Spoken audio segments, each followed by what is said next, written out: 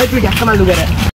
চিনিস আমার বড় ভাই চিনিস আর বড় ভাই দেখলে তোর বড় ভাই প্যান ভরে মুতা দিবে তুই বিশ্বাস করিস শুনে রে আমার বড় ভাই টাকা নিয়ে তুই এটি প্যান ভরে মুতা দিব রে দেরি কর আমি টাকা নিচ্ছি তোর কোল দের বাড়া থাকলে এটি দাঁড়া থাক ফাটা হাল দেবো আমার বড় ভাই টাকা নিচ্ছি তুই দাঁড়া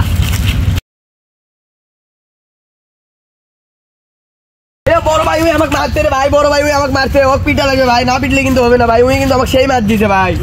আমার ছোট ভাই মারছে কে আছো এসো বড় ভাই আমাকে একদম ঠেট দিছে হ্যাঁ আমার ছোট ভাই এক ঠেট দিছে দেখিছো তাড়াতাড়ি হ্যাঁ আমার বন্ধু ঠেট দিছে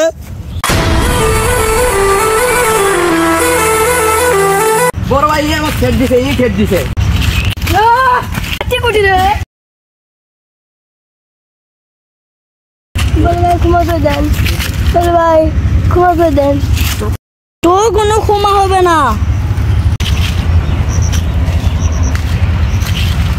তুই উনকা 10 দিন ঝুলা থাকবো